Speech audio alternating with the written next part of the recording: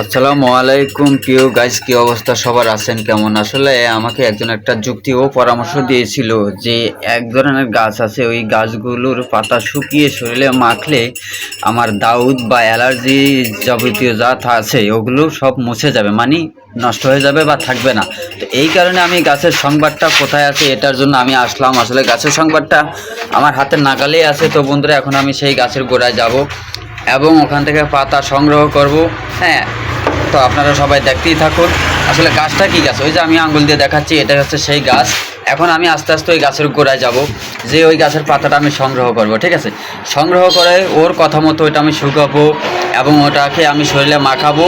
যেই যেই নিয়মের কথা বলছে সেই নিয়মে মাখাবো। যদি ভালো হয় তাহলে তো শুকুর আলহামদুলিল্লাহ, আর যদি ভালো না হয় তাহলে মনে করেন যে কালকে আমি ওরে যে ওর গোয়া দিয়া যা আছে তা তো দেবো, আর ওর গোষ্ঠী তো মনে করেন যে সব দিয়ে ফেলবো। তো অবশেষে আমি গাছের গোড়ায় আসলাম, এখন আমি পাতা সংগ্রহ করব। আর আপনারা এই ফাঁকে যদি এই গাছটাকে চিনে থাকেন তাহলে নিশ্চয়ই কমেন্টে একটু আপনারা এই গাছের নাম বলে যাবেন। আমি তো মোটামুটি জানি, তবে এটা কতটা বাস্তব এটা আমি জানি না। ঠিক আছে, তো এখন আমি পাতা সংগ্রহ করতেছি বা পাতা ছেড়তেছি, তা আপনারা দেখতেই থাকুন। আসলে আমি একটু বুড়ো মানে বয়স্ক পাতা নেব। এই যে পাতা স্টার্ট করলাম ছেঁড়ার।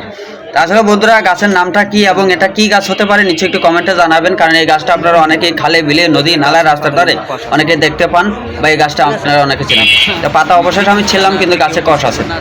হ্যাঁ, দুধের মতো সাদা ফকফকা পাতা, কিন্তু এই পাতার কালারই আছে। আচ্ছা, যাই হোক, আমার চেহারাটা কিন্তু মাশাআল্লাহ খারাপ না, ভিডিওটাও কিন্তু ভালো হয়েছে। তা আপনারা অবশ্যই সবাই লাইক দিবেন। হ্যাঁ, আর আমার এই দিন মজুর চ্যানেলে নতুন হতে গেলে প্রত্যেকের চ্যানেলটা সাবস্ক্রাইব করে দেবেন। তো আমার এই পাশে একটু হাটে যখন হেঁটে সামনে আসলাম তখন দেখলাম যে আসলে এখানে খালা ও নালের কাজ চলতেছে। অধিক মানুষ কাজ করতেছে, তো আমিও চলে আসলাম। এখন এই যে দেখতে পাচ্ছেন 40 ফিট লম্বা একটা সিট ফাইল বলা হয় এটাকে, এখন টিভির ধরে যে গাড়ানো হচ্ছে।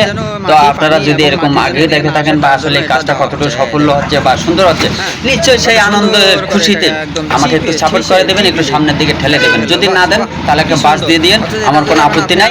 আমি আপনাদেরকে ভালোবাসা দিয়ে যাব, আপনারা একটু আমার পাশে থাকবেন। ধন্যবাদ।